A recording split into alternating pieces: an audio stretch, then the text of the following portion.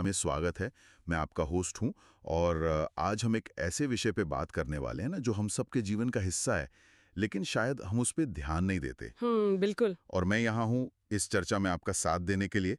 आज का विषय वाकई बहुत दिलचस्प है। हाँ। तो आज हम साहित्यकार और पत्रकार अजामिल जी के एक बहुत ही बेहतरीन लेख पर बात कर रहे हैं।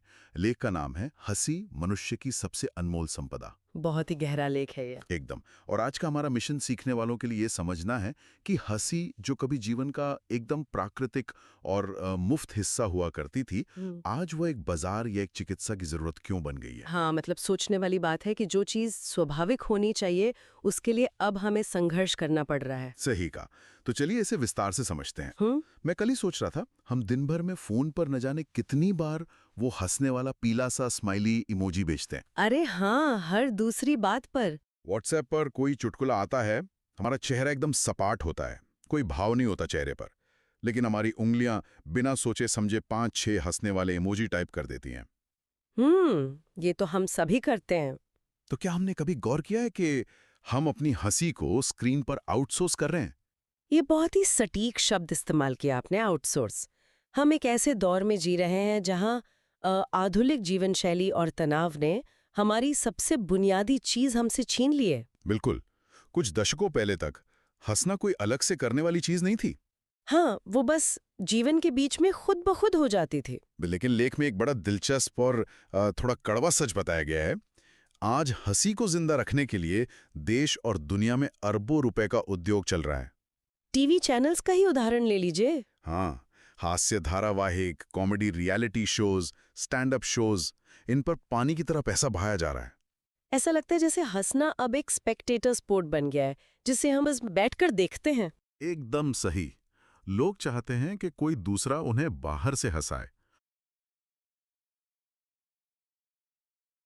और मुझे तो सबसे अजीब बात लाफ्टर क्लब्स की लगती है। Laughter clubs. मतलब जरा सोचिए, शहर के किसी पार्क में लोग सुबह सुबह इकट्ठे होते हैं, बाकायदा उस क्लब की फीस भरते हैं और फिर घेरा बनाकर हाथों को ऊपर उठाकर हा हा हा करने का जोर जोर से अभ्यास करते हैं। देखने में तो अजीब लगता ही है। क्या ये हास्यास्पद नहीं है कि जिस चीज के लिए इंसान प्राकृतिक रूप से बना है, उसी की उसे पैसे देकर ट्रेनिंग लेनी पड़ रही है। हाँ, ये विडंबना तो है, लेकिन यहाँ सबसे दिलचस्प बात यह है कि अगर हम इसके पीछे के विज्ञान को समझे ना, तो ये कोई मजाक नहीं है। अच्छा। हाँ, चिकित्सा जगत और दुनिया भर के मनोवैज्ञानिक अब हंसी को केवल एक भावना नहीं मानते। तो फिर क्या मानते हैं? उनके लिए ये एक पूरा स्वास्थ्यवर्धक अभ्यास है। जब हम हंसते हैं तो सिर्फ चेहरा ही नहीं, शरीर की बहुत सी मांसपेशियां सक्रिय होती हैं। मैंने पढ़ा था कि इससे ब्लड सर्कुलेशन भी बढ़ता है। बिल्कुल, रक्त संचार बढ़ता है, फेफड़ों में ज्यादा ऑक्सीजन जाती है और मस्तिष्क में एक बहुत ही खास रसायन निकलता है जिसे एंडोर्फिन कहते हैं। एंडोर्फिन, ये वही है ना जिसे हम फील गुड हार्मोन कहते हैं? एकदम सही। और ये मस्तिष्क को आनंद देता है। तो वो जो बहुत पुरानी कहावत है ना, laughter is the best medicine, यानी हंसी सबसे उत्तम औषधि है। हाँ, तो ये कहावत विज्ञान की कसौटी पर भी बिल्कुल खरी उतरती है। ये बहुत कमाल की बात है कि हमारे पास एक ऐसी मुफ्त दवा है जिसका कोई साइड इफेक्ट भी नहीं है और ओवरडोज का भी कोई डर नहीं है। हाँ, फिर भी हम इसका इस्तेमाल करना भूल गए हैं। मुझे ना इस लेख का वो हिस्सा बहुत अच्छा लगा जहां प्रकृति से हमारी तुलना की गई है। वो पशु पक्षियों वाला हिस्सा। हाँ, अगर हम देखें तो जानवर या पक्षी भी आनंदित होते हैं। वो चहचहाते हैं, उछल कूद करते हैं, लेकिन चेहरे के भावों के साथ खुलकर हंसने की जो क्षमता है, वो कुदरत ने सिर्फ और सिर्फ मनुष्य को दी है। ये इंसान होने का एक बहुत ही खास लक्षण है। और इसका हमारे सामाजिक जीवन पर बहुत गहरा असर पड़ता है। हम अनजाने में ही हंसमुख लोगों की तरफ ज्यादा आकर्षित होते हैं। बिल्कुल होते हैं। एक साधारण चेहरे पर भी अगर सच्ची मुस्कान आ जाए तो वो इंसान अचानक से बहुत सुंदर और आकर्षक लगने लगता है। इसी बात पर मुझे मार्क ट्वेन का वो प्रभावशाली कथन याद आ रहा है जो स्रोत में दिया गया है। कौन सा कथन? उन्होंने कहा था कि मानव जाति के पास वास्तव में केवल एक ही प्रभावी हथियार है और वो है हंसी। बहुत गहरी बात है ये। मुझे पहले लगा कि हंसी को हथियार क्यों कहा गया है, लेकिन फिर समझ आया कि जीवन की कठोरता या विवादों को खत्म करने के लिए हंसी किसी भी तर्क से ज्यादा तेज होती है। हाँ, लेकिन आजकल समाज में एक अलग ही भ्रम फैल गया है। कैसा भ्रम? लोग अक्सर ये सोचकर नहीं हंसते कि कहीं उनका बौद्धिक स्तर कम न समझ लिया जाए। अरे हाँ, दफ्तरों में देखिए, लोग हमेशा एक सख्त और गंभीर भाव बनाए रखते हैं। बुद्धिमत्ता समझने की भूल कर बैठते हैं। ये तो बहुत बड़ा बौद्धिक भ्रम है। बिल्कुल। और इसी संदर्भ में महान वैज्ञानिक एल्बर्ट आइंस्टाइन का कथन बहुत सटीक बैठता है। आइंस्टाइन ने क्या कहा था? उन्होंने कहा था कि यदि आप जीवन को हल्के हादसे के साथ नहीं जी सकते, तो आप जीवन को पूरी तरह समझ ही नहीं पाए। वाह, दुनिया के सबसे महान दिमागों में से एक व्यक्ति ये बात कह रहा है। हाँ, सच्ची बुद्धिमत्ता इसी में है कि आप जीवन पर मुस्कुरा सकें। अगर सच्ची हंसी देखनी हो ना, तो बच्चों को देखना चाहिए। बच्चों की हंसी तो एकदम निर्मल होती है, बिना किसी बनावट के वो निष्कपट हंसते हैं। जबकि हम वयस्कों की हंसी तो बस कृत्रिम होती है या सिर्फ एक औपचारिकता निभाने के लिए होती है। हम सोच समझ कर हंसते हैं कि बॉस के सामने कितना हंसना है, पड़ोसी के सामने कितना हंसना है। तो इस सब का असल मतलब क्या है? हंसी का मंच भले ही हमारा चेहरा हो, लेकिन उसका अभ्यास तो मन में होता है। एकदम सही बात है। और चेहरे की इस मुस्कान को निखारने वाली एक और चीज है जिसके बारे में लेख में बात की गई है, मुस्कान के आभूषण। दांतों की बात कर रहे हैं आप? हाँ, दांत मुस्कान के आभूषण हैं।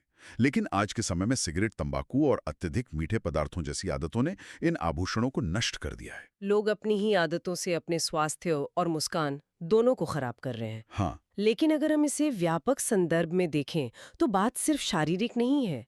हंसी की एक नैतिकता भी होती है। नैतिकता मतलब हंसने के भी नियम होते हैं? नियम नहीं, लेकिन ये समझना जरूरी है कि किसी की कमजोरी पर हंसना या किसी का मजाक उड़ाना हंसी का अपमान है। ओ, जैसे किसी के सड़क पर गिरने पर लोग हंसने लगते हैं। हाँ, वो सच्ची हंसी नहीं है। सच्ची हंसी वो है जो बिना किसी को आहत किए खुशी बांटे। ये बहुत जरूरी बात है।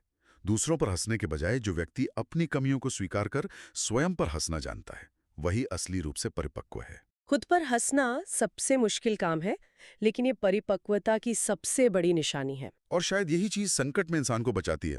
स्रोत में महात्मा गांधी जी का एक बेहद शक्तिशाली कथन है। हाँ, मैंने भी पढ़ा वो। गांधी जी ने कहा था, यदि मेरे पास हास्य का भाव ना होता तो मैं बहुत पहले आत्महत्या कर चुका होता। जरा सोचिए, इतने बड़े संकटों और तनाव के बीच भी हंसी ने उन्हें टूटने से बचाया। कठिन समय में हंसी वाकई मनुष्य के लिए एक ढाल बन जाती है। बिल्कुल। तो अब हम इस गहन चर्चा के अंतिम पड़ाव पर आ गए हैं।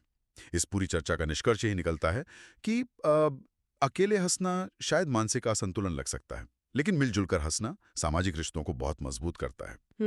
एक गोंद की तरह काम करता है ये। स्रोत में एक बहुत अच्छी बात कही गई है, जो परिवार साथ हंसता है वो साथ रहता है। एकदम सही। और अंत में मैं स्रोत में दिया गया वो खूबसूरत विचार सबके साथ बांटना चाहूंगा कि हर किसी को आईना उठाकर अपने मुस्कुराते हुए चेहरे को देखना चाहिए।